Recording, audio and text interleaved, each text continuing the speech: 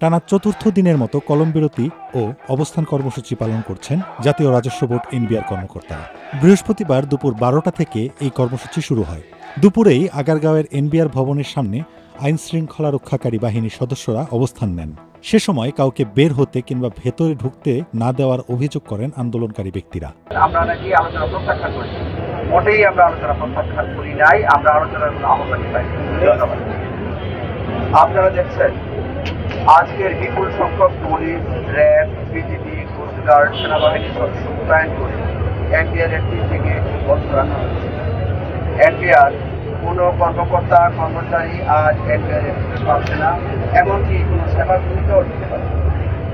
আমরা এর তীব্র নিন্দা জানাই। আমাদের এক দফা দাবি অনতিবিলম্বে আওয়ামী সরকারের এজেন্ডা বাস্তবায়নকারী 44 মামলার তালিকায় 3 নম্বরে থাকা বর্তমান এনবিআর চেয়ারম্যানের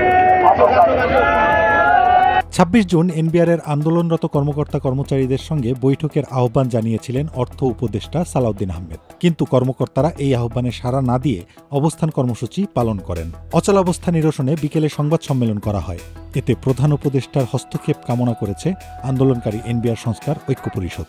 এ সময় 27 জুনের মধ্যে এনবিআর চেয়ারম্যান আব্দুর রহমান খানের অপসারণের আলটিমেটাম দেওয়া হয়। তা না হলে 28 জুন থেকে এনবিআর সহ সারা দেশের শুল্ক ও কর কার্যালয়ে লাগাতার শাটডাউন কর্মসূচি শুরু হবে। এছাড়া 28 জুন সারা দেশ থেকে মার্চ টু এনবিআর কর্মসূচি দেওয়া হয়েছে।